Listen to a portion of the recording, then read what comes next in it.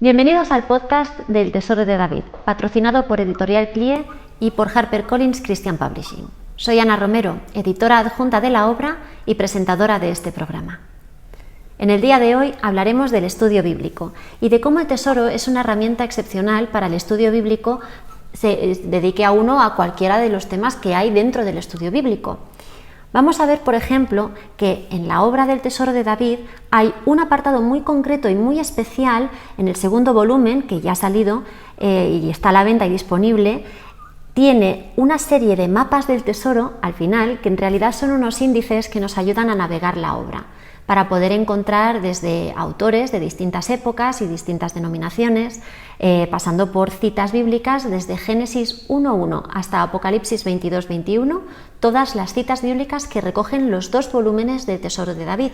También hay un índice novedoso, este no venía en el primer tomo, para aquellos que tengan el primer tomo, que es el índice de autores no transcritos, sino mencionados, es decir, personajes que salen de que son monarcas, jefes de estado, obispos, incluso mitológicos, porque durante muchísimo tiempo en la cultura occidental mucha gente tenía como arquetipos de personalidad a personajes mitológicos que a día de hoy quizá no tenemos tan presentes. Los hemos indexado, hemos hecho un índice donde aparecen en toda la extensión de la obra, cuando aparecen estos personajes, quiénes son y dónde salen como ejemplos dentro de las predicaciones que aparecen en todo el Tesoro de David publicado hasta el momento.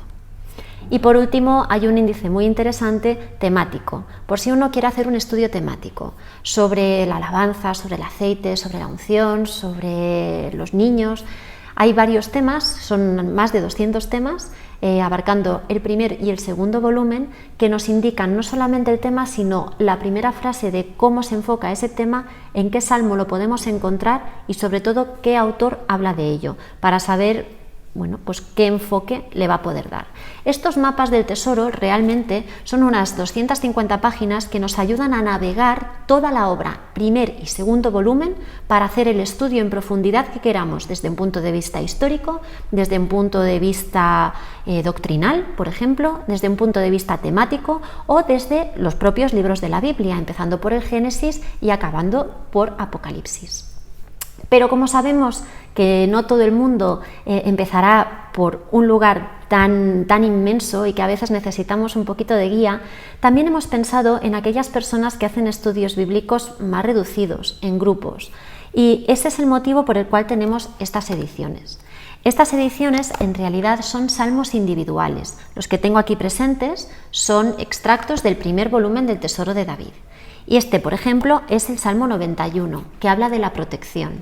La protección es el título que le puso Spurgeon al propio Salmo 91, y aquí encontramos de forma íntegra todo lo que está en el primer volumen. En este volumen encontraremos no solamente una versión poética del Salmo 91 para aquellos que quieran ponerle música y hacer alabanza, sino también todas las explicaciones que Spurgeon escogió y que él mismo hizo de este salmo y todas las notas a pie de página que incluye esta edición. Estos salmos, estas ediciones de salmos individuales están pensadas sobre todo para aquellas personas que necesitan algo para no solamente una lectura ligera, sino también para aquellos que quieren estudiar en profundidad un salmo concreto y hacerlo en grupo. Mucho más viable llevar un salmo individual que los dos tomos del Tesoro de David. En el día de hoy, eso sí, tengo dos invitados muy especiales que les quiero presentar para que compartan conmigo qué es el tesoro desde la perspectiva del estudio y que nos hablen un poco de su trabajo en el estudio bíblico como autores. Mis dos invitados de hoy son unos invitados excepcionales. Los dos son jienenses, de la provincia de Jaén, y tengo el placer de conocerlos personalmente a los dos. Uno de ellos es José María de Rus. José María de Rus es director de un colegio público en Jaén que tiene un alumnado de alto riesgo de exclusión social. Él, además, en sus ratos libres, además de pastor, él tiene el cargo dentro de Editorial CLIE como director adjunto para Biblias. Es el encargado de hacer las Biblias de estudio de Editorial CLIE. Ha sido secretario provincial de Educación Religiosa Evangélica durante 6 años y actualmente colabora en la formación del profesorado de ERE y en la Escuela de Escrituras, enseñando homilética. Es, por tanto, una persona muy indicada para hablarnos del estudio bíblico. Pero además de José María, también contamos con la presencia de Antonio Cruz. Antonio Cruz también nació en la provincia de Jaén y es licenciado en Ciencias Biológicas por la Universidad de Barcelona. También es doctor en Biología por la misma universidad y como científico ha sido catedrático de Biología y jefe del Seminario de Ciencias Experimentales en el IES Blanchard, en Tarrasa, donde yo resido. Como teólogo y como pastor tiene muchísima experiencia. Ha sido pastor de varias iglesias evangélicas en España y profesor del Centro de Estudios Teológicos en Barcelona. Y como autor, muchos de ustedes le conocerán porque tiene muchas obras editadas, algunas de ellas con Editorial CLIE. Por el momento lleva 17 títulos publicados, aunque no ha parado de escribir y estoy segura que pronto veremos algunos más. Bienvenidos, José María y Antonio. Gracias por estar aquí. Hola. Muy buenos días, encantado de estar con vosotros y de esta presentación tan elegante. Hola, Antonio, un placer poder estar con vosotros y compartir este podcast con todos ustedes, deseando obviamente que puedan ser beneficiados y bendecidos con todo esto. Muchas gracias. Gracias a los dos por colaborar. Yo quiero empezar todos los podcasts con la misma pregunta. Y es la primera y la básica es ¿cómo conocieron esta obra, El Tesoro de David? ¿Cómo llegó a vuestras manos? Antonio. Bueno, la verdad es que a mí me la regalaron. Yo fui una vez a la editorial CLIE, como suelo ir muy a menudo por temas de trabajo, para ver cómo van los libros y tal, y me dijeron, mira, está calentito, acaba de salir y pesa poco. Ahí me engañaron. Y entonces fue un regalo, el primer tomo, el primer volumen del Tesoro de David, que lo he usado bastante. La verdad es que no solo para preparar mensajes, sino también para escribir. O sea, ¿no conocías la obra antes de la edición de CLIE? ¿No conocías la obra de Spurgeon en inglés? No. De acuerdo. Y José María, ¿cómo fue tu experiencia? ¿Cuál fue tu primer encuentro con la obra? Pues curiosamente, Ana, al contrario que Antonio, yo sí conocía la obra en inglés. De hecho, un amigo de Inglaterra me regaló una edición de 1870 y pico, ¿no? Entonces, una edición muy antigua en varios volúmenes, creo que en 7 volúmenes, la que yo tengo. Y bueno, ahí entré en contacto con El Tesoro de David. Y la sorpresa fue cuando vi que CLIE, por mano de Eliseo y tuya también, pues decidisteis publicarla en español, lo cual es un grandísimo avance en el mundo editorial en habla española, ¿no? Puesto que los que conocemos un poco inglés nos podemos beneficiar de la obra en inglés, pero ahora el alcance es muchísimo mayor que disponer solamente en un idioma. Sin embargo, esta obra realmente en español ha habido un trabajo bastante profundo de ampliación. Tú que conoces la obra en inglés, supongo que lo habrás apreciado. Sí, bueno, las notas a pie de página son para hacer un libro solo. Hay tanta abundancia de notas a pie de página. Ayer concretamente estuve usando los 2 tomos para hacer un trabajo y la verdad es que las notas a pie de página son fructíferas, son clarificadoras y, bueno, ya digo, darían para hacer un libro enteramente. Sí, toca muchos palos, la verdad es que sí. Bueno, hablando de trabajos, Antonio, yo sé que últimamente has estado trabajando en el gran diccionario enciclopédico de animales y plantas de la Biblia. Háblanos un poco de esto. Sí, es una obra, quizá hasta ahora es la obra más extensa a la que he accedido y que he tenido oportunidad de hacer, porque realmente cuando uno mira los nombres relacionados con animales y plantas que aparecen en la Biblia, te quedas sorprendido. Solo de animales hay 3.100 términos que se refieren a diferentes aspectos de los animales. Y en cuanto a los vegetales, en cuanto a las plantas, hay 400 términos más. que se refieren a plantas, a especias diferentes, a frutas, árboles.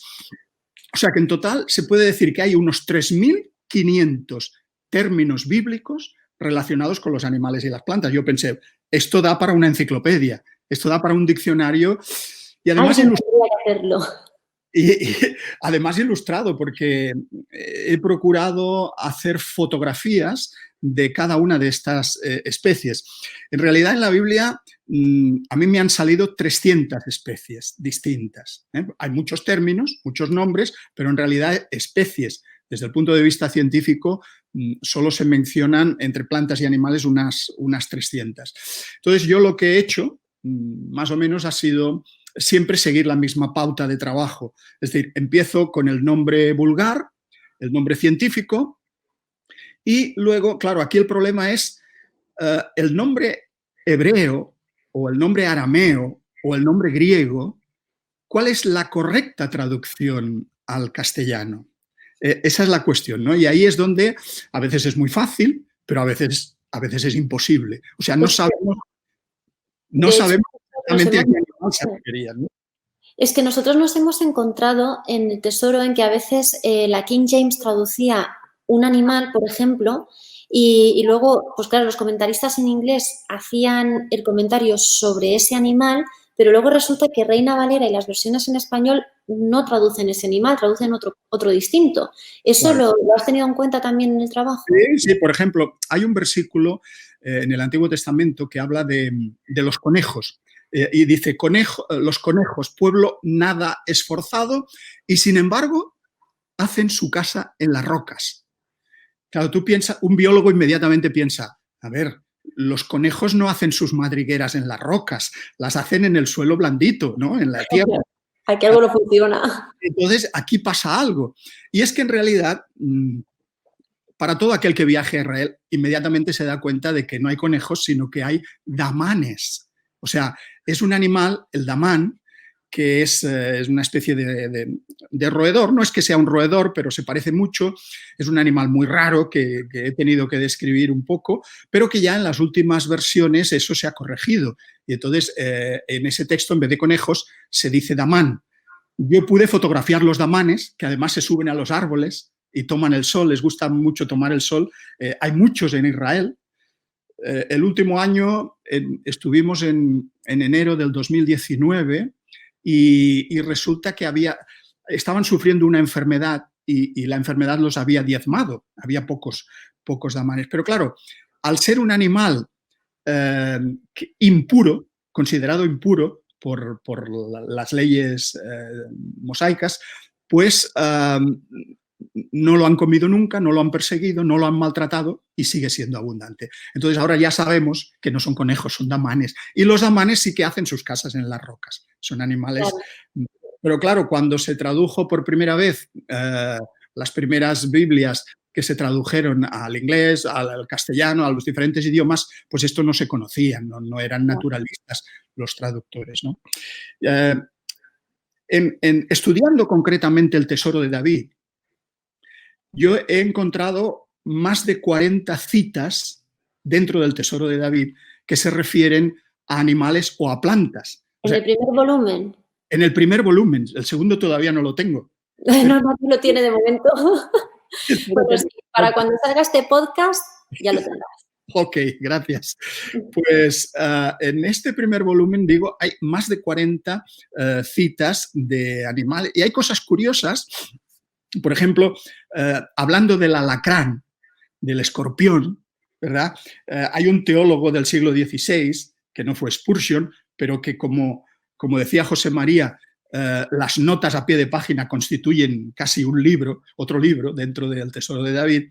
Pues este teólogo se llamaba Richard Turnbull y hablando acerca del Salmo 15, este hombre dice, el que no calumnia con su lengua ni hace mal a su prójimo. Eso es lo que dice el salmista. Y él añade, el escorpión no causa ningún daño a excepción de lo que hiere con el aguijón de su cola y únicamente ataca lo que tiene al alcance de su vista. Pero el veneno de las lenguas calumniadoras es mucho más letal y pestífero porque mata a escondidas y hiere por detrás. Es decir, citas como esta del siglo XVI ponen de manifiesto el conocimiento que se tenía en aquella época de la fauna y de la flora, ¿verdad? Y como estas hay muchas, tanto de plantas como de animales, y manifiesta esa tendencia que era propia también de esa época de atribuir cualidades morales a los animales.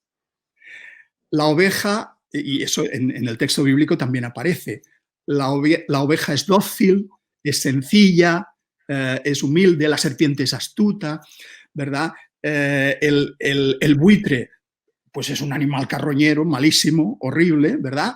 Y eso se va reflejando en todo el tesoro de David y es muy interesante ver esa perspectiva que se tenía en aquella época y que hoy ha cambiado completamente con la nueva zoología y la nueva botánica, pues hoy, y el ecologismo que existe en nuestros días, todo eso ha cambiado. Hoy vemos que los buitres, aunque coman cadáveres, son necesarios para los ecosistemas y son buenos en ese aspecto, ¿no?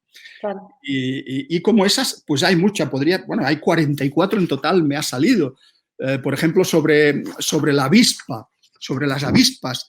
Spurgeon, en el Salmo 32, dice, muchos son los dolores de los malvados, pero el amor inagotable rodea a los que confían en el Señor.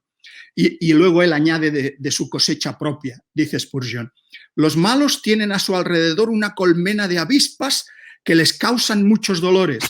Y nosotros, se refiere a los creyentes, a los cristianos, tenemos un enjambre de abejas produciendo y almacenando miel para nuestro deleite. Como esta, pues hay muchas citas que incorporo en esta obra que va a salir, el gran diccionario ilustrado de animales y plantas de la Biblia. Pues qué gran avance. Yo tengo muchas ganas de que salga, porque es que además hay mucha gente que no lo sabe, pero Antonio es un gran fotógrafo. Yo tengo el privilegio de decir que gran parte de lo que yo sé de fotografía, que es poquito, porque yo, aunque tengo una cámara y me dedico a mis ratos libres a hacer alguna foto que otra, yo aprendí de ti, yo aprendí de Antonio. Sí, pues aprendiste muy bien, porque las fotos que hiciste de África, algunas salen en el libro, ya las verás, de animales de africanos, de la sabana africana, son preciosas. Así que tengo un pequeño granito de arena en ese libro. Sí. Así es. Así es. Sí, Antonio es un gran fotógrafo de la fauna y flora en general y esa afición, pues la verdad es que para mí yo ya la conocía de antes, pero supongo que a muchísima gente le sorprenderá descubrir otro talento más en todo lo que haces. Y qué bueno, a mí me hace mucha ilusión. Bueno, yo empecé con fotografía cuando empecé a estudiar en la universidad, prácticamente para ver a través del microscopio. Una de las cosas que nos enseñaban es cómo hacer fotografía del microscopio, de los organismos. Tiene que ser una técnica completamente distinta. Claro. Y ahí pues empezó la afición. Luego, cuando trabajé con los peces en la Universidad de Barcelona, pues ahí tuve que empezar a hacer fotografía submarina, que es otra técnica completamente diferente. O sea que casi sin quererlo me metí en el mundo de la fotografía de naturaleza. Y claro, tengo acumuladas fotografías de hace casi 40 años. He hecho varios viajes a Israel para ver la fauna y la flora. Y todo eso ahora lo he ido un poco desempolvando y es lo que va a salir en este nuevo libro. Pues yo tengo muchas ganas de verlo.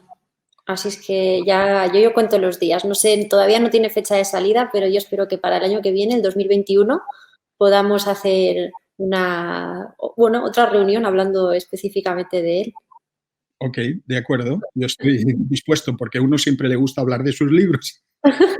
No todo el mundo, ¿eh? No todo el mundo le gusta hablar de su trabajo, pero es un gusto cuando sí. A ver si a José María le gusta hablar del suyo. Yo creo que sí también, ¿no? A mí y a todo el mundo.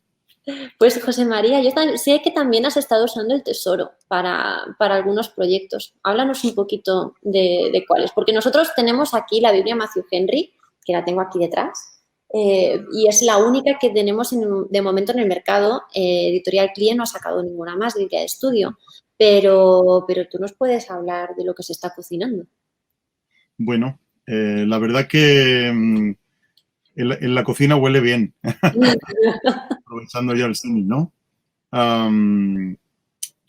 La primera Biblia, hablar de una primera Biblia de estudio, la verdad que sería por mi parte imparcial, ¿no? Imparcial en el sentido de que, bueno, tu primer hijo le tiene un cariño especial, lo aprecia muchísimo, pero la verdad que, bueno, es el esfuerzo conjunto no solamente de Alfonso Ropero, que fue quien seleccionó las notas de estudio, después a mí, en mi parte como editor asociado, pues tuve también que hacer mi trabajo, pero hay detrás un grupo de personas también que le han dado, bueno, un poquito, ¿no? a esta Biblia de estudio de Matthew Henry. En la propia Biblia de Matthew Henry, ya sabéis que se recogen más de 308 autores aproximadamente, los que hay participando, y bueno, autores de todas las épocas, ¿no? Solemos decir que son autores probados y aprobados por el tiempo dentro del mundo. ¿Perdón? Yo esa frase te la copié. Cuando presento la Biblia, te cito. Y digo que son autores probados y aprobados. Y bueno, estos autores, como digo, son autores probados a lo largo del tiempo que han demostrado que lo que dijeron, pues ciertamente tiene un valor exegético y un valor hermenéutico importante, ¿no? Entonces, dentro de estos autores se encuentra Carlos Spurgeon y se citan algunos fragmentos del Tesoro de David, pero no solamente dentro de los apuntes del libro de los Salmos. Porque tenemos que pensar que el Tesoro de David, y tú lo podrías explicar muchísimo mejor de lo que yo lo voy a hacer ahora, es la revelación escritural a lo largo de toda la Biblia, ¿no? Es decir, que, perdón, dentro de los Salmos, el ver toda la revelación escritural contenida dentro de los propios Salmos, ¿no? De ahí que Spurgeon lo llamara el tesoro, ¿no? Porque es un cofre que tú abres y emanan una cantidad de joyas y de preciosidades que hay ahí, ¿no? Y hemos usado en muchas ocasiones el volumen 1 del Tesoro de David para las notas de la Biblia de estudio de Matthew Henry, ¿no? Por su valor exegético que tiene, porque quienes conozcan la obra en inglés y quienes quizá tengan el primer Tesoro de David que publicó Clie, en manos de Samuel Vila, ¿verdad? Aquel volumen en tapadura tan bonito. Son 2 volúmenes, también han estado en rústica, ¿eh? Además de en tapadura han estado en rústica. Pero yo los conozco en tapadura y eran una preciosidad de volúmenes, ¿no? Sí, los primeros. Pero aquello era un compendio, ¿no? De algunos salmos, era una traducción incipiente de todo aquello. Era una tapa, no era el plato entero. Sí, era una tapa, ¿no? Como llamamos aquí en el sur. Un bocadillo, una probadita. Ahí. Y la verdad que ahora el trabajo que habéis hecho a mí me encanta por una razón, porque no solamente la traducción de lo que Spurgeon hizo en su momento, que ya era ya lo que escribió David era un tesoro, ¿no? Lo que amplió con explicaciones Spurgeon sigue siendo un tesoro, y permíteme un poco ya la expresión esta del tesoro, ¿no? Es como si en un tapiz, en un paño negro, uno pone un diamante, ¿no? Para que luzca más su belleza. Pues Spurgeon lo que hizo fue que esa belleza innata del libro de los Salmos la puso sobre un tapiz negro, sobre una tela negra, para mostrar la belleza de ese tesoro, ¿no? Pero lo que tanto Eliseo como tú habéis hecho es enriquecer eso que Spurgeon ya había mostrado sobre esa tela negra, dándole vista al gran tesoro de David, la palabra del Señor.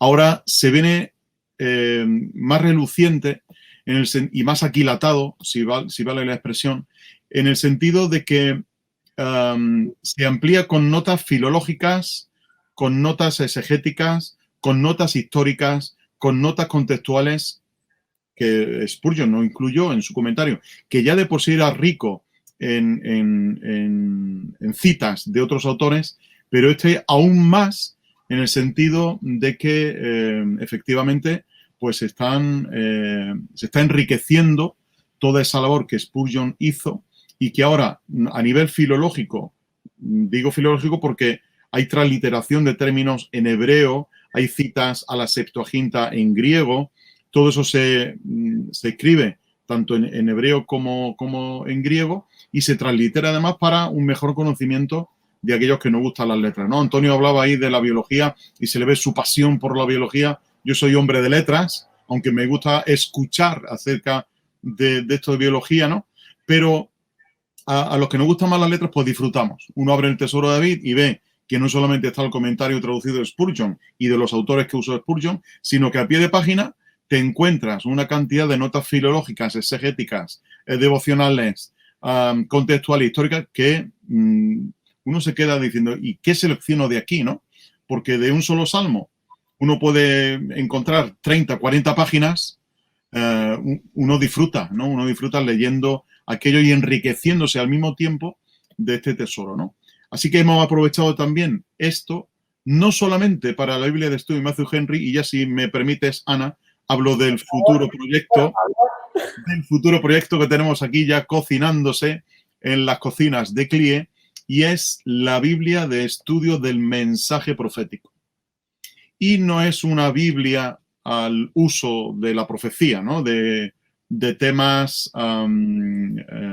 de eventos que han de venir, ¿no? Escatológicos, sino de, y ahora voy a plagiar un poco el subtítulo de la Biblia, perdón, del Tesoro de David, la revelación escritural por medio de los profetas. Es decir, cómo Dios se ha revelado desde el inicio, desde el libro de Génesis hasta el libro de Apocalipsis, cómo se ha revelado por medio de los profetas, empezando, si queréis, por Enoc, tal y como menciona Judas, ¿no? Hasta llegar al libro de Apocalipsis. Cómo el profeta ha tenido un papel fundamentalísimo en la revelación escritural, ¿no? Y entonces en esta Biblia de estudio del mensaje profético, no solamente de eventos futuros, sino de toda esa revelación bíblica por medio de la profecía, pues vamos a estudiar también de manera muy seria y muy académica, como siempre hace CLIE, vamos a estudiar esa revelación por medio de los profetas. Y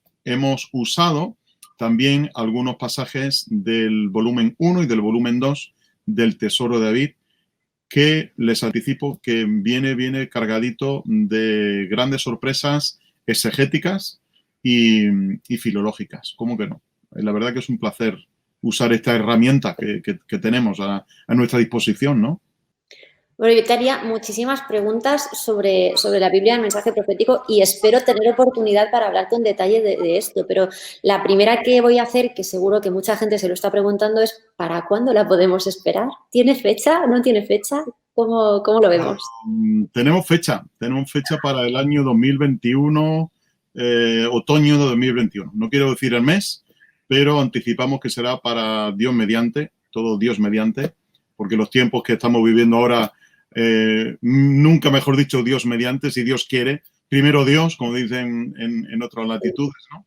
Primero Dios para otoño del año 2021. Así que llevamos trabajando en ella mucho tiempo y estamos purificando, retocando y haciéndole algunos ajustes. Va a ser una Biblia dentro de nuestra línea académica, que queremos mantener esto, ¿no? Una Biblia especial y va a quedar una Biblia bonita. Ya la veo. La veo bonita, sí. Seguro que será una Biblia muy bonita, como la Matthew Henry también quedó muy bonita. Sí. Fue un diseño que ahí lo trabajamos entre varias personas y quedó algo diferente, ¿no? Porque queremos darle ese toque clásico y ese toque al mismo tiempo moderno. Ya sabes que hemos incluido infografías, gráficos, tablas, pero al mismo tiempo queremos conservar, por un lado, ese clasicismo, ¿no? de la época de Matthew Henry. A mí lo de las letras capitulares me parece un detallazo. Me gusta mucho, porque a mí que también, yo soy muy de letras también y este tipo de detalles es que me roban un poquito el corazón, no lo puedo evitar. Sí. De hecho, antes te oí hablar sobre el Tesoro y a los que nos gustan las letras y demás, y en el segundo volumen del Tesoro hay algunos salmos, como el Salmo 119 completo, viene con hasta 15 versiones de la Biblia en cada versículo.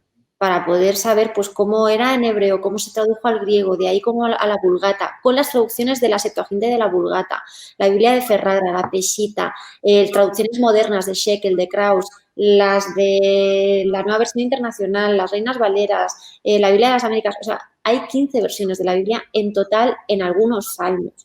Y la verdad es que, bueno, pues eso, los que nos dedicamos a las letras, pues es que no lo podemos evitar, se nos van los ojos para estas cosas. Y los libros antiguos y los libros así que tenían otra estética antiguamente, los libros, las letras capitulares en las Biblias y esas miniaturas que solía haber en las Biblias, trasladar esto al siglo XXI, sí. A mí me hace mucha ilusión también. Es me llamaba la atención, el otro día lo hablaba ¿con quién? Con Alfonso Ropero, precisamente hablaba de este tema, de cómo, hablando de Kelly Delis, ¿no? De qué capacidad, y el mismo Spurgeon, qué capacidad debería tener esta gente para saber en qué, porque claro, ellos no tenían internet y podían hacer una búsqueda rápida en un PDF, ¿no? Como hacemos nosotros ahora, pero ellos, ¿qué capacidad deberían de tener para saber qué autor mencionaba ese versículo bíblico, en qué libro lo mencionaba, en qué página lo mencionaba y dónde se encontraba, ¿no? Y claro, eso a la gente de hoy nos maravilla, ¿no? De saber qué capacidad tenía esta gente de retener dónde estaba cada cosa, ¿no? Dónde estaba cada cosa. Y la verdad que es sorprendente cómo lo hicieron.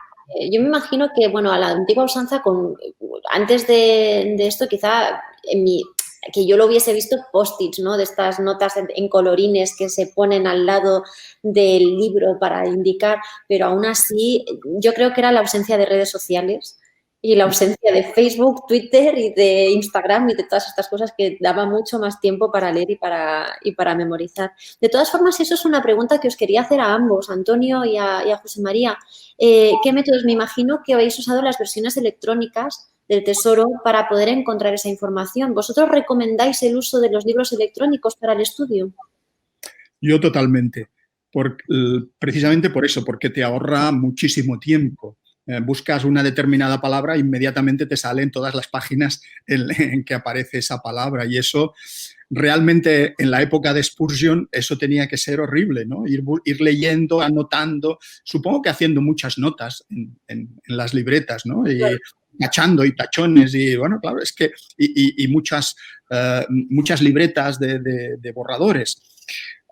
Pero claro, ahora con la ventaja que tenemos, esto del cortar y pegar es fantástico porque inmediatamente puedes organizar tus propias ideas. El ordenador lo que hace es eso, ordenarte los pensamientos. Y eso es algo fundamental. Yo creo que sí, que hay que usar las herramientas electrónicas que tenemos hoy a nuestro alcance. La verdad que viendo la biblioteca de Antonio, viendo la que tú tienes detrás también, viendo la que los que nos gusta la letra usamos, ¿no? A ver, negar en el siglo XXI el uso de material electrónico sería una barbaridad, ¿no? Hay que usarlo, obviamente hay que usarlo, ¿no? Y tener ese material porque, lo que dice Antonio, te facilita bastante a la hora de hacer una búsqueda en cuestión de segundos, en un PDF lo tienes ahí, ¿no? Pero he tenido la oportunidad de ver el tomo 2 del Tesoro de David a nivel electrónico y la cantidad, como decías tú, Ana, hace un ratito, esas ayudas que al final hay, ¿no? Esos índices temáticos de autores, eso facilita un montón la tarea también, ¿no? Obviamente, para el tema de referencias cruzadas, el formato electrónico indudablemente ayuda una barbaridad, ¿no? Porque en un PISPAS tienes toda la información que necesitas. Tienes un índice personalizado. Tú buscas una palabra y te dice todas las páginas donde aparece esa palabra, ¿no? Y eso es imposible porque por mucho que nosotros hayamos hecho índices tratando de ser lo más accesibles posibles, pues claro, podemos hacer un índice de animales y hacer un índice donde aparece la palabra animal en los dos volúmenes, pero si nos vamos a animal por animal es que tendríamos que hacer una edición igual de gruesa solo indexando las palabras que aparecen. Entonces, en ese sentido también estoy de acuerdo. Yo muchas veces lo uso, la versión electrónica, porque revisando y mirando y comprobando que no haya ningún fallo y buscando también pues, para hacer el segundo volumen, he tenido que consultar el primero y la versión electrónica me ha ayudado muchísimo en ese aspecto. La verdad que, a ver, el uso electrónico tiene sus ventajas, pero también tiene sus inconvenientes, ¿no? Voy a hacer un poco ahora de malo. La ventaja es la rapidez a la hora de... También otra de las ventajas es a nivel económico, ¿no? Hay quien no puede permitirse, pues, tener por espacio, por dinero, tener una biblioteca amplia y en PDF o en EPUB o en algún formato electrónico lo puede adquirir a un precio bastante más reducido, ¿no? Lo cual, esa industria del formato electrónico, pues, también ayuda, ¿no? Pero hay un inconveniente y no sé si aquí Antonio me seguirá o me dirá lo contrario, ¿no? Pero para mí el inconveniente es que, usando un poco lo que decía Unamuno, ¿no? Él decía, lo que puedas llevar en la cabeza no lo llevas anotado en un papel y lo que puedas anotar en un papel no lo lleves en la cabeza, ¿no? Entonces, para mí el tener el papel me ayuda también no solamente a ordenar mi mente, porque yo uso mucho la tecnología, como cualquier persona hoy del siglo XXI, pero me ayuda también a practicar en el papel y a usar el papel y a no perder ese amor. Yo abrir un libro y olerlo, a mí eso me encanta, ¿no? Quizás sea, no sé, una ave, ¿cómo es? Una rara avis, ¿no? Pero el papel es algo que te permite tenerlo ahí, ¿no? Y te permite tocarlo, te permite pasar página para atrás, el tachar, el anotar, el hacerlo tuyo, ¿no? Que también se puede hacer en un formato electrónico, obviamente. Pero me ayuda también a mantener mi memoria en su lugar, ¿no? Porque si me olvido y digo, bueno, está en el ordenador, ya lo buscaré en un momento, ¿no? Pero el hecho del papel me ayuda también a trabajar un poco mi memoria fotográfica y mi memoria a largo plazo, ¿no? Que a esta edad de ya. A mí no solo me gusta olerlo, abrir el libro y olerlo, sino que me gusta subrayarlo. Me gusta siempre ir con un lápiz y subrayar aquellas ideas que me impactan más o que me dicen algo nuevo, ¿no? Y claro, eso en el libro es muy interesante. Cuando tú buscas un libro antiguo que hace años que ya has leído y casi te has olvidado y te encuentras con que tú mismo lo subrayaste aquellas ideas, vas mucho más rápido también a la hora de encontrarlas, ¿verdad? Eso a mí me es muy... Incluso a veces cosas que yo había escrito yo mismo, pero ya no me acuerdo. Y entonces cuando estoy escribiendo un artículo o un mensaje, pero si yo esta idea, yo hablé de esto, ¿dónde puedo encontrar eso que yo dije? Y entonces, claro, el ordenador es fantástico porque tú le dices una frase que te acuerdas y él te busca en qué documento, en qué archivo está esa frase y te saca el artículo donde lo dijiste. Aunque también, por ejemplo, ahora voy a hacer un poquito de publicidad de la web de Protestante Digital. Yo he escrito cientos de artículos en Protestante Digital y a veces cuando estoy escribiendo pienso, yo creo que hablé de esto. Busco en Protestante Digital, entro en la lupa aquella, me sale el renglón y le pongo una frase que yo recuerdo y me sale con todos los artículos de otros autores y los míos donde se habla de esa frase. Ya está, es este, aquí lo dije, en el año tal, y tanta gente me opinó en contra. Mira todos estos comentarios negativos o positivos, ¿no? O sea que, como dice José María, hay que combinar las dos cosas. El libro escrito, eso yo creo que de momento es insustituible. Pero la electrónica tiene sus evidentes ventajas, ¿no? Sí, la electrónica nos facilita mucho la vida, sobre todo a los que nos dedicamos a esto. Y a los estudiantes, desde luego, ahora hablaremos del estudio en sí, del estudio bíblico sobre todo, pero también hay una lanza a favor de los libros en papel, bueno, una no, muchas, pero una de las que yo encuentro es que gracias a los libros en papel los libros se heredan. Y eso, por ejemplo, en mi casa hay una colección de más de 12.000 volúmenes heredada de mi abuelo a mi padre y ahora está en la casa y continúa creciendo porque 12.000 la última vez que lo contamos, pero esto va en aumento. Y los libros electrónicos yo creo que no tienen ese carácter porque a ver quién es el guapo que abre ahora un archivo de 2005. o de 1995. Entonces, eso sí que es verdad que los libros en papel tienen un carácter también de compartir, también de poder tenerlo, guardarlo, consultarlo más tarde, a pesar de que los sistemas operativos van tan rápido y cambian tan rápido, pero el papel es más perenne, no es eterno, pero yo creo que sobrevive más tiempo, quizá. Bueno, y hablando de estudio, lo que sí me gustaría preguntaros a los dos es, vosotros dos sois eminencias porque los dos, además de estudiar la Biblia, producís material para el estudio. Es decir, tanto Biblias de estudio como diccionarios, enciclopedias, en este caso el de las plantas y los animales, pero también otros libros. Es decir, vosotros sois referentes dentro del mundo del estudio bíblico porque hay gente que consulta vuestras obras. Pero antes de llegar a ser referentes, incluso siendo referentes, estoy convencida de que vosotros también tenéis una rutina de estudio bíblico propia. Y me gustaría preguntaros por eso, vuestra rutina de estudio bíblico, ¿qué implica? ¿Qué materiales utilizáis?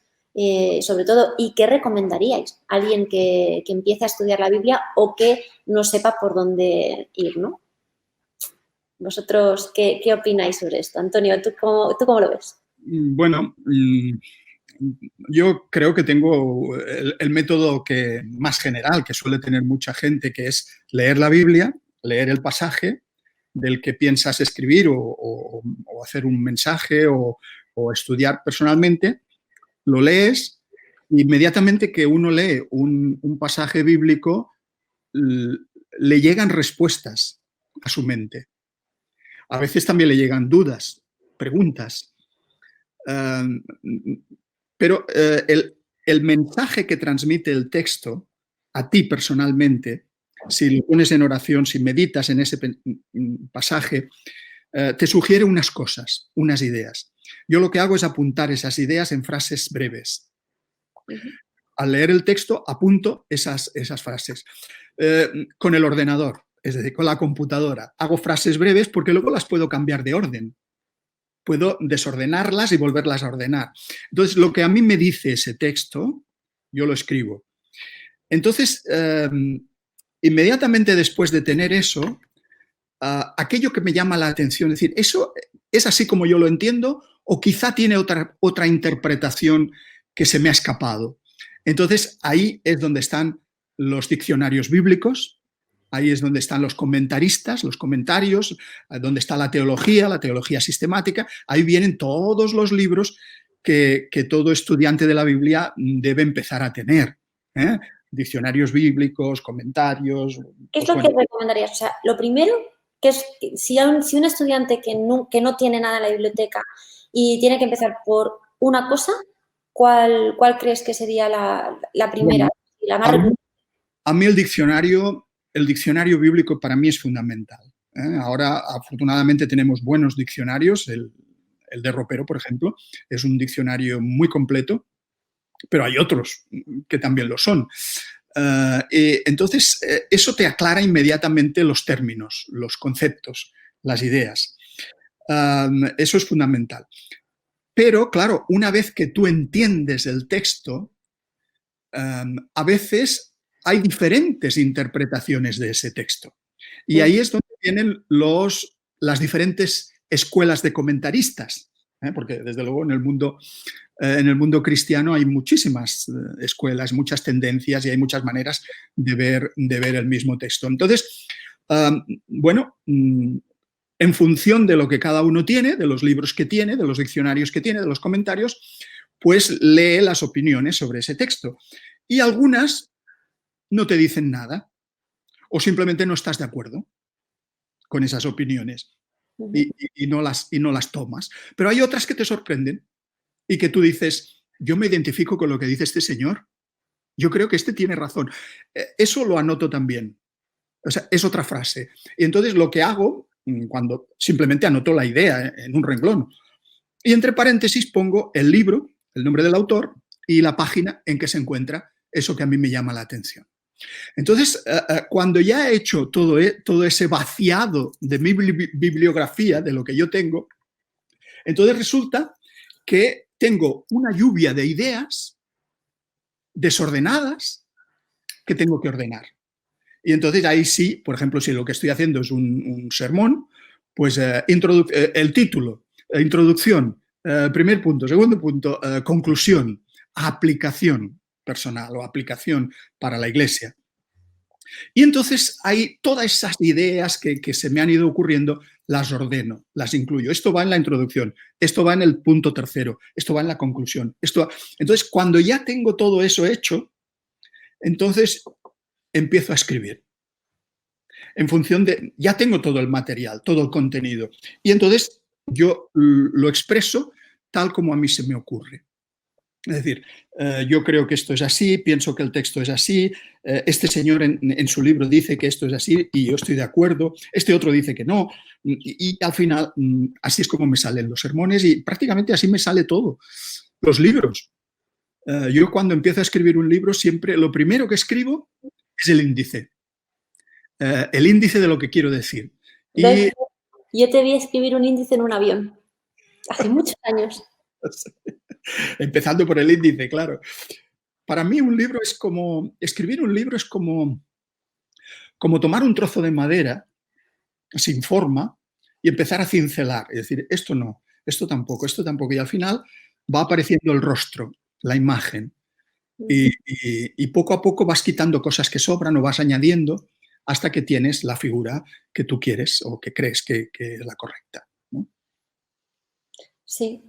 Yo creo que hablando sobre cómo empezar y ver qué han dicho los demás, es muy básico, ¿no? A la hora de enfrentar un texto bíblico, ver cómo lo han interpretado los demás y no solamente gente que pueda estar de acuerdo contigo, sino también gente que no, para aprender, para desechar o para entender mejor. Yo creo que ese es el criterio que seguía Spurgeon y eso es la semilla del tesoro. Quizá es como seleccionar del mismo texto, en este caso de los Salmos, versículo por versículo, todo lo que se ha dicho, todo lo que encontró, hurgando en diversas bibliotecas de Londres de la época y indexando, ¿no? Y haciendo como ese comentario y lo que has dicho, ¿no? Anotando y poniendo, esto lo ha dicho tal persona, ¿no? ¿Dónde? En tal sitio. Y eso como que quizá facilita un poco a las personas que quieren enfrentar el estudio porque ya está la selección hecha. Claro. Que en la época de Spurgeon era muy importante porque a día de hoy, de nuevo, es muy fácil acceder a información, pero en esa época no tanto. No tanto. Bueno, José María, me imagino que me dirás que lo primero que hay que hacer para hacer un buen estudio bíblico es tener una buena Biblia de estudio. Indudablemente. Pero mira, curiosamente, la Biblia de estudio, uno tiene que saber seleccionarlas también, ¿no? ¿Por qué digo esto? Porque tú puedes tener una Biblia de estudio de un autor respetable, donde él vierte su opinión y el fruto de su propio estudio bíblico, ¿no? Lo cual, bueno, no deja de ser enriquecedor. Yo tengo de varios autores y no deja de ser, obviamente, enriquecedor, ¿no?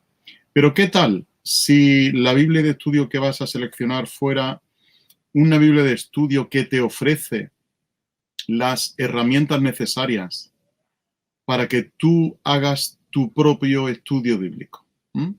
Quiero decir con esto que una Biblia que no te da las conclusiones finales de tu sermón o de tu estudio bíblico, sino que te da las herramientas para llegar a esas conclusiones. Eso sería básicamente una Biblia para el estudio bíblico, ¿no?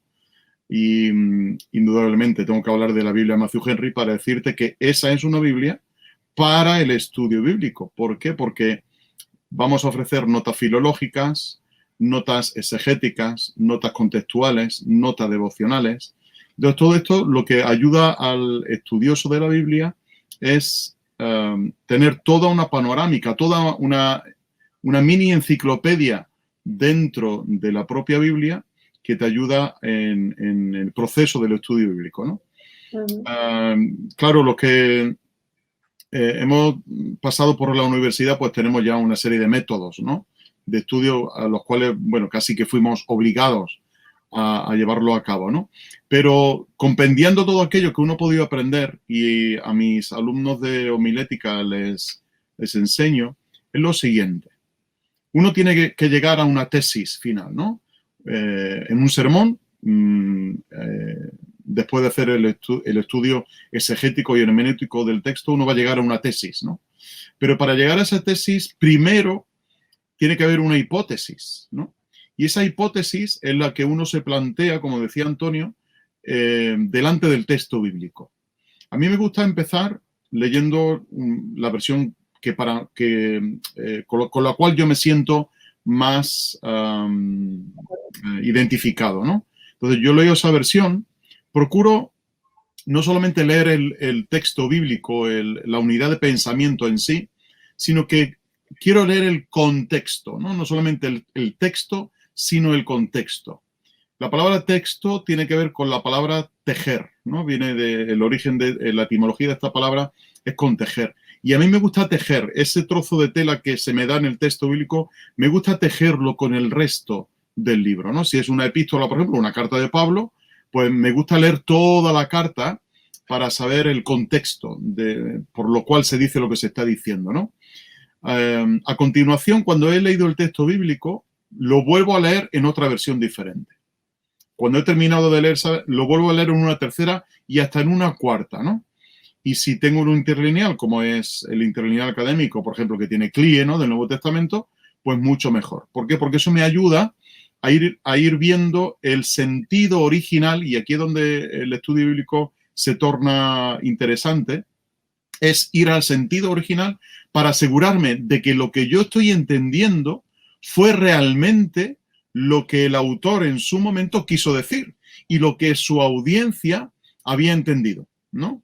Porque tengo que hacer un puente de trasvase desde el siglo I o incluso si estamos en el Antiguo Testamento, desde muchos siglos antes de Jesucristo hasta el siglo XXI, hacer un trasvase de información y ver si la tesis a la cual yo voy a llegar es la correcta o no, ¿no? Para eso planteo una serie de hipótesis, ¿no?, que voy a elaborar para llegar a esa tesis, pero igual de interesante es plantear antítesis, ¿no? Y como decía Antonio, también contrastar información de diferentes comentaristas. Uno puede tener en su biblioteca un autor que tiene una interpretación y luego otro autor que ha seguido otra interpretación diferente y llega a una conclusión diferente, ¿no? Por eso hay que plantear antítesis, es decir, ver cómo esas dos fuerzas, esas dos ideas chocan entre sí y ver el punto de unión de ambas ideas, ¿no? Y eso es lo que el estudioso, lo que el que está estudiando la Biblia tiene que plantearse. Yo quiero llegar a una tesis. Obviamente, mucha gente antes ha llegado también a sus propias tesis. Voy a contrastar información, ¿no? Voy a validar mi información. Si la tesis a la que yo he llegado es realmente una tesis asentada en un método interpretativo correcto, o es fruto de una imaginación o fruto de una alegorización, por ejemplo, ¿no? Entonces tengo que ser muy serio en este sentido y hacer un estudio concienzudo, filológico, gramatical, histórico, situando el texto dentro de su contexto, ¿no?, para ver si realmente mi tesis coincide no solamente con la tesis del autor original y de la audiencia original, sino con diferentes tesis que a lo largo del tiempo esos autores aprobados y probados por el tiempo han llegado también a eso, ¿no? Obviamente, no quiere decir con esto que vayamos a ser esnovistas, ¿no?, y hagamos una idea que nadie, en 21 siglos de historia, nadie la ha pensado, ¿no?, sino que hemos de echar mano de la historia, hemos de echar mano de autores antiguos también, que nos van a ayudar, obviamente, a llegar a esa tesis, ¿no? Pero es muy, muy, muy importante el contrastar información, ¿no? El no quedarte con lo que un autor dice, sino ver el contrario, la antítesis, qué me dice, ¿no?, para poder validar esa información. Yo creo que eso es fundamental y, de hecho, es una de las cosas, la hermenéutica histórica, yo creo que es una de las asignaturas pendientes que hay, desgraciadamente, en nuestro contexto, que muchas veces se hace mucha hermenéutica contemporánea, pero no se consulta tanto la histórica. La histórica quizá llega desde Matthew Henry, ¿no? Desde el 1600, siglo XVII. Pero es que, claro, para llegar al siglo XVII pasaron 16 antes y esos 16 a veces están desatendidos. Y yo creo que es una asignatura pendiente, pero que bueno, poco a poco, ¿no? Aquí tenemos la colección de patrística y tarde o temprano también habrá una Biblia de estudio de patrística de los padres de la Iglesia que empieza ese camino, ¿no? Ojalá no lo dejemos, pero empieza ese camino. Bueno, tenemos que ir cerrando, pero antes de cerrar, una pregunta obligatoria. Este es el podcast del Tesoro de David y os quiero preguntar si tuvierais que escoger un salmo, ¿cuál sería? Yo sé que a veces el favorito, hay gente que no puede porque hay muchos, pero bueno, si fuera o bien el favorito o el que en estos momentos tuvierais que escoger, si pudierais escoger uno ahora mismo, ¿cuál sería? Bueno, yo por deformación profesional cogería el Salmo del Astrónomo, que es tal como aparece en el Tesoro de David, que es el Salmo 8. Es cuando veo tus cielos, obra de tus dedos, la luna y las estrellas que tú formaste, digo, ¿qué es el hombre? ¿Qué es el ser humano? ¿No? Para que te acuerdes de él.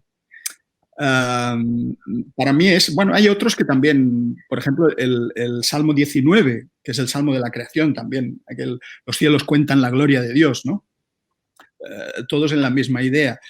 Hoy día hay muchas personas, hay muchos escépticos que un poco este salmo lo podrían releer diciendo que los cielos cuentan la gloria de la nada, que todo se ha hecho por casualidad, que el Big Bang lo ha creado todo a partir de la nada.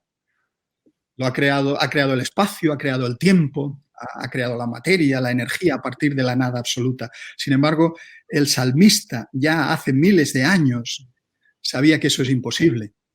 De la nada nada sale, pero Dios es la fuente de todo. Y para mí estos salmos son... Bueno, no es que los demás no sean inspiradores, pero estos me tocan más la fibra, estos dos. Muchas gracias. José María. Pues, a ver, yo tengo muchos salmos preferidos, ¿no? Pero hoy día, en estos días, ha tomado especial relevancia el Salmo 73, ¿no? Un salmo que inaugura el libro tercero de los salmos y que Asaf, en este caso que es el escritor, va desde la perplejidad al asombro, ¿no? Él se plantea y mira alrededor y ve, bueno, que el impío le va bien, que prospera. En un momento llega a llamarlo estos gordos ricachones, ¿no? Y ve que aquellos que no tienen en cuenta a Dios y que no lo meten en sus planes y que no lo meten en su vida, al fin y al cabo, pues le va tan requete bien, ¿no? Pero al que teme a Dios, dice, pues no le van las cosas tan bien. Y pasan por problemas y pasan por dificultades, incluso dificultades superiores a las que pueden tener estos impíos, ¿no? Entonces, el salmista se plantea, hay una evolución en el pensamiento y en una evolución psíquica de este salmista que te lleva a lo más recóndito de su alma, ¿no? A esa perplejidad en la cual él está sumido, pero después pasa al asombro, al gozo, ¿no? Y es curioso que el Salmo tiene un punto pivote cuando dice creo que es el versículo 17, cuando dice, hasta que entrando en el santuario vi el fin de ellos, ¿no? Él quería volverse como el impío. Bueno, total, si Dios no nos va a ver, si a Dios no le importamos tampoco tanto, pues a vivir como viven los demás, ¿no? Y a disfrutar como disfrutan los demás. Pero él se da cuenta en un momento clave de ese pensamiento, ¿no? de esa lucha interna que él tenía, y llega a decir, hasta que entrando en el santuario vi el fin de ellos, ¿no? De modo que para mí eso es sublime, ese cambio en la psicología y en el fluir del pensamiento de este hombre, ¿no? Para mí el Salmo 73 ahora mismo está siendo un salmo de mucho consuelo. Pues así es para ti y para mucha gente. bueno, ahora mismo estamos en unos tiempos muy difíciles y muy extraños, que ojalá tuviésemos tiempo para hablar aquí también desde la perspectiva biológica con Antonio del virus y de todo lo que está pasando en esta pandemia, pero cuántas bendiciones nos está trayendo. Entre otras cosas, pues proyectos como este han surgido gracias a la coyuntura actual. Así es que, bueno, muchas gracias a los dos por asistir, gracias por participar en este programa. Y bueno, esperamos las obras que tenéis preparando con ansias. Yo la primera, tengo muchas ganas de verlas, tanto la Biblia como el diccionario. Y muchísimas gracias a los dos por participar. A nuestros oyentes, a nuestros escuchantes y a la gente que nos está siguiendo, también las gracias por atender en este programa y les recordamos que en la próxima entrega hablaremos de pastoral y consejería con dos pastores de una gran talla, tanto Aarón Cortés, el pastor Aarón Cortés de México, como el pastor José María Baena de aquí de España. Les esperamos.